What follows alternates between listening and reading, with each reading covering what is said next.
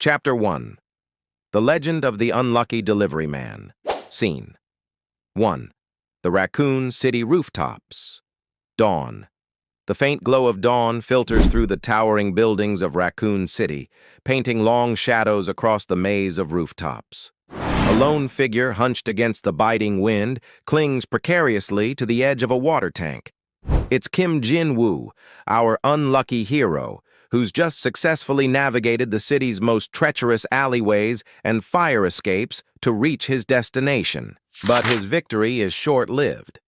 With a final groan, the rickety ladder he used collapses, sending Jin-woo tumbling onto the rooftop, where his waiting client sits calmly. Sound of alarm clock blaring. Our story begins with Kim Jin-woo, a young man whose luck is as consistently bad as his ramen noodle for breakfast diet. He's 24, scrawny, and currently wrestling with a particularly stubborn alarm clock that's embedded itself into his face. His tiny apartment is a testament to his bachelorhood, complete with a mountain of unwashed clothes and a lingering takeout container that's seen better days.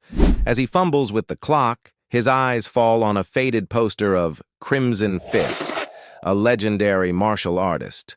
"One day I'll be like you, Crimson Fist," he mutters, flexing a non-existent bicep. "But first, coffee."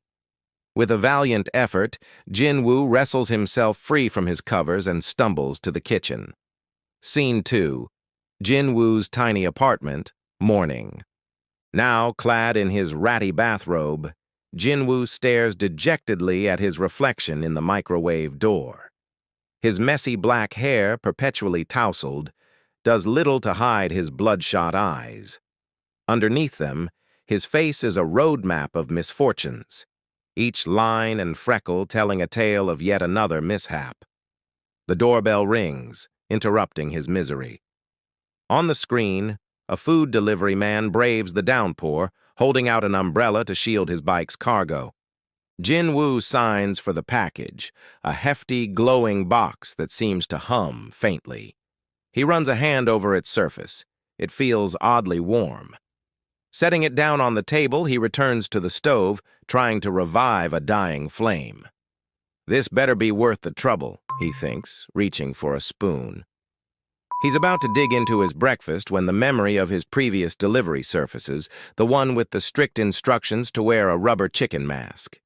Images of his humiliated face peering out of the beak flash before his eyes. He remembers the shadowy figure at the receiving end, their features obscured by a wide-brimmed hat, only their intense eyes visible. "Meet me at the highest point of Raccoon City," they had said, their voice muffled but commanding. "At exactly noon, wear a rubber chicken mask and bring the box." Jin-woo swallows hard, pushing the breakfast away. The package seems to pulse faintly in the dim light. "Noon," he mutters, checking his phone. It's barely past breakfast time. But then again, when was he not running against the clock? Scene 3. The coffee shop catastrophe. Morning pulling on his delivery uniform, which is just a hoodie and jeans, Jin-woo heads to the corner coffee shop. For him, this place is more than just a cafe. It's a second home, a place where the staff knows his order by heart, and the aroma of fresh coffee mingles with the scent of stale despair. As he approaches the counter, a flock of pigeons, attracted by a dropped breadcrumb, dive-bombs the display of pastries, sending a cascade of sugar and flour flying. Jin-woo watches in fascination as the birds peck and coo amidst the wreckage. But his momentary distraction proves costly. In a desperate attempt to catch a falling croissant, he slips on a banana peel. To make matters worse, it's a peel he'd casually peeled and left on the floor moments ago. Time seemed to slow down as Jin-woo's foot went numb and the ground rushed to meet him. He landed headfirst in a giant birthday cake, the chocolate kind with extra nuts. And if fate had a personal vendetta against him, it chose this moment to unleash the full force of its wrath. The glass case shattered, releasing a swarm of angry bees that promptly stung Jin-woo multiple times. Slapstick sound effects. Emerging from the cloud of flour and bees, Jin-woo tasted sweet humiliation as the cafe erupted in gasps and laughter. Coughing violently, he brushed crumbs off his hoodie, ignoring the snickers of the pigeons who now perched on the counter surveying their messy kingdom. "My luck strikes again," he groaned, covered in frosting. Outside, the rain had intensified, mirroring the storm of misfortune brewing inside Jin-woo's heart. Making his way through the downpour, he pulled out his phone to check the time. 10:37 a.m. He still had some time. Time to get the package delivered. Time to earn some money. Time to maybe, just maybe, salvage something resembling a normal day. He adjusted the rubber chicken mask, its damp feathers sticking uncomfortably to his face. With a resigned sigh, he hopped onto his beat-up motorcycle, the engine sputtering in protest. It wasn't Crimson Fist material, but it would have to do. As he raced through the neon-lit streets, the wind whipping through his hair, one thought echoed in his mind. Just get it over with, Jin-woo. Just deliver the damn package. Scene 4. The mysterious package. Day after several near-death experiences involving rusty chains, feral cats, and a rogue frisbee, Jin-woo finally reached his destination, a nondescript building nestled in a quiet corner of the city. Its worn facade hinted at years of neglect, its grimy windows reflecting a distorted image of the fading daylight. The rhythmic hum of the nearby highway blended with the distant sirens, creating a discordant symphony that underscored the city's ceaseless pulse. He parked his bike, donned the rubber chicken mask, and walked up to the door.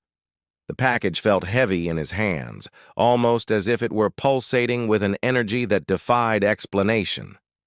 Hesitantly, he pressed the doorbell, the sound echoing ominously in the stillness. When the door opened, Jin-woo was greeted by an unexpected sight. Standing before him was a petite woman with a shock of vibrant red hair that defied gravity and a pair of emerald green eyes that seemed to pierce through him. Her slender frame was clad in a tailored black suit that spoke of both elegance and power. But it was her expression that truly commanded attention, a mix of amusement and challenge that hinted at the enigmatic nature of the task at hand. "You're late," she stated matter-of-factly, her voice like velvet over steel.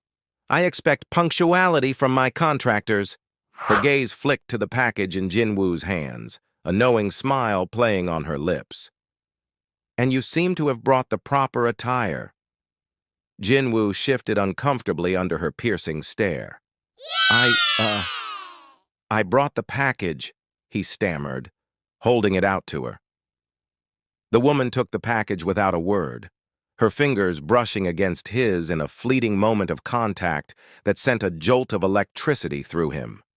She turned away from him, disappearing into the dimly lit interior of the building, leaving Jin-woo standing there with a pounding heart and a growing sense of foreboding. Scene 5. The rubber chicken mask. Day as Jin-woo made his way back to his bike, he couldn't shake the feeling that he'd just stepped into a world he didn't understand. The woman's cryptic words echoed in his head. "You're late." What was she referring to? And why was he specifically told to wear the rubber chicken mask? Questions swirled in his mind, but he had no answers. With a shrug, Jin-woo decided to focus on the present. He pulled on the mask, its grotesque features mocking his confusion. "This is humiliating," he mumbled through the beak, definitely not what Crimson Fist would do. He started the engine and disappeared into the labyrinthine streets of Raccoon City, the neon lights blurring into streaks of color as he sped along. Meanwhile, deep within the enigmatic building, the woman with the striking red hair removed the mask from the package, revealing a device that hummed with otherworldly energy. Her eyes narrowed, her expression turning serious. "So he brought the package," she murmured, more to herself than anyone else. "But will he bring the rest?" Her gaze drifted to a large window overlooking the city, a predatory smile slowly forming on her lips. The game has begun. With that cliffhanger, we leave our unlucky hero Jin-woo and the mysterious woman with the red hair. What secrets lie hidden in that strange package? And what game is the woman with the red hair playing? Find out in Chapter 2 of The Legend of the Unlucky Delivery Man. See you next time.